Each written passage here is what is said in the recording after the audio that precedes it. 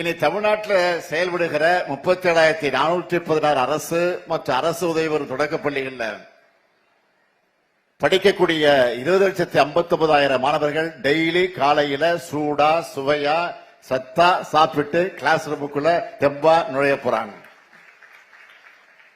ஆண்டொன்றுக்கு 600 கோடி ரூபாய் மதிப்புல இந்த திட்டம் செயல்படுத்தப்படுது. ஆனா இது செலவுன்னு நான் சொல்ல மாட்டேன்.